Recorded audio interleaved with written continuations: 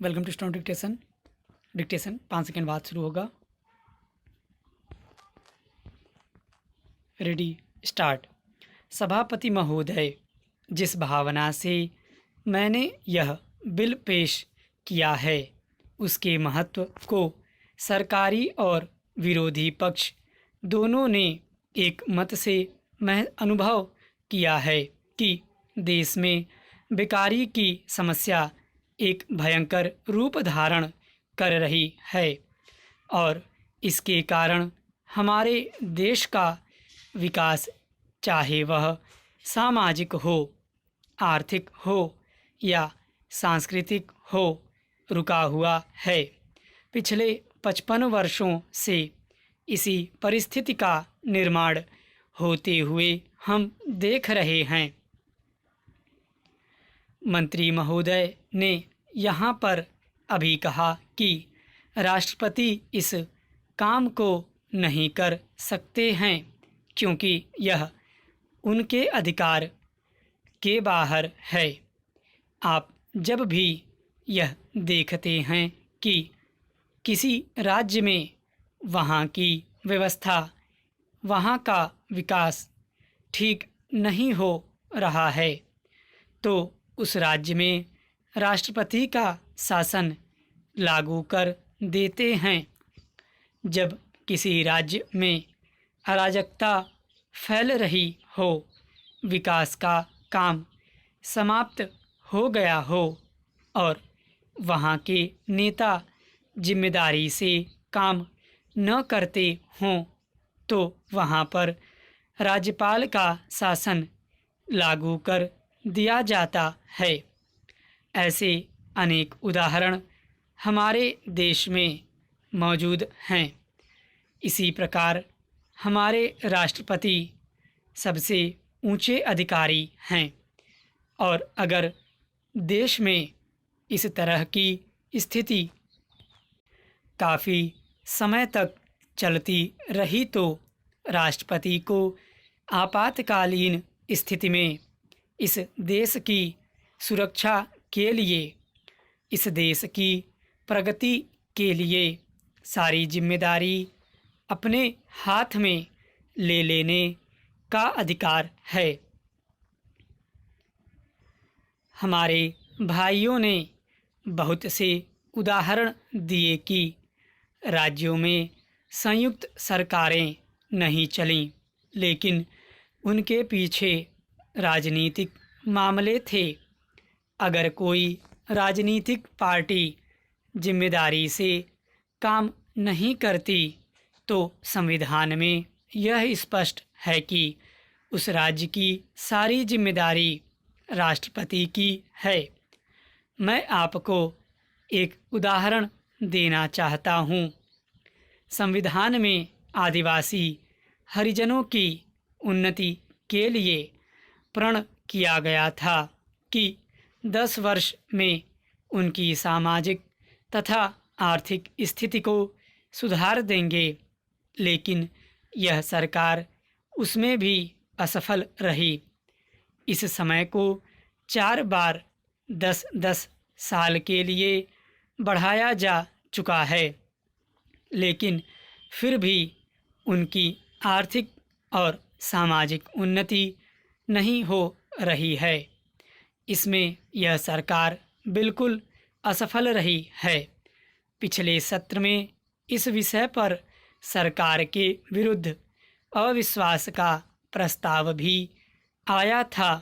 इसलिए मेरा कहना है कि भारत में इस समय जो बेकारी की समस्या है वह इस ढंग की समस्या है जिसके रहते सारे देश को उन्नत बनाने की व्यवस्था हम सोच रहे हैं।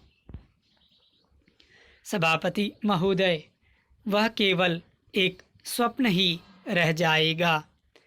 ऐसी स्थिति में मैं अनुभव करता हूँ कि आपातकाल की घोषणा की जाए और इस देश के जो बुद्धिमान लोग हैं उनको लेकर एक सर्वदलीय सरकार स्थापित की जाए। हम यह अनुभव करते हैं कि जिस तरह का शासन इस समय चल रहा है उससे देश की कोई भी समस्या हल होने वाली नहीं है, बल्कि इस सरकार की गलतियों से समस्याएं बढ़ती जा रही हैं। राष्ट्र की आंतरिक सुरक्षा के विषय में जो बिल मंत्री महोदय ने प्रस्तुत किया है उस पर अब तक जितने भी भाषण हुए हैं उनको मैंने बड़े ध्यान से सुना है।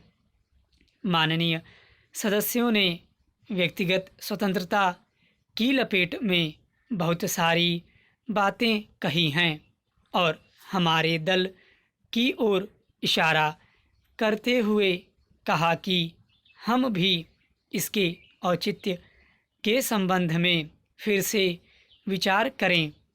मैं जहां तक समझ पाया हूं, हमारे गृहमंत्री जी को इस बिल को प्रस्तुत करने में कोई सुख नहीं हुआ, बल्कि वर्तमान परिस्थितियों को दृष्टि में रखते हुए उनको दुख हो रहा है।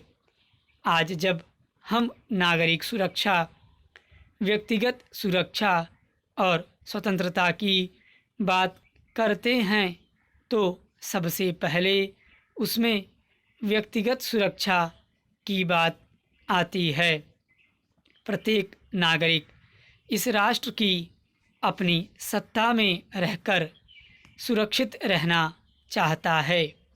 हमने इस बात की सुरक्षा अपने संविधान में दी है और हम यह आशा करते हैं कि राजनीतिक दलों में आपसी मतभेद होते हुए भी राजनीतिक मतभेद का आदर होना चाहिए।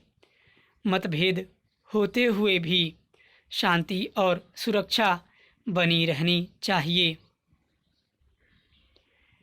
माननीय सदस्य पूछते हैं कि ऐसी कौन सी असाधारण परिस्थिति आ गई थी जिसके कारण आपको नज़रबंदी बिल लाना पड़ा।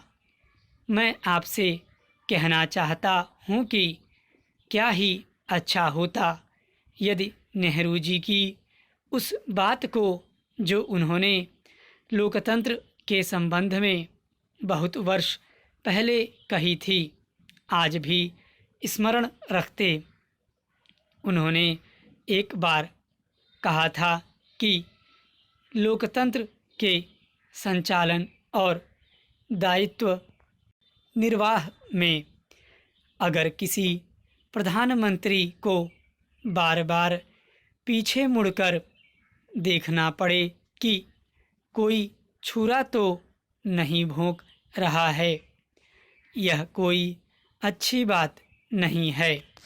यदि ऐसी परिस्थिति देश में पैदा हो जाए, सांप्रदायिक दृष्टि से देश के विभिन्न स्थानों पर सांप्रदायिक दंगे हो रहे हों, उनका सामना करते हुए यदि हम जनता को सुरक्षा दे सकें तो फिर किसी बिल की आवश्यकता नहीं है। स्टॉप।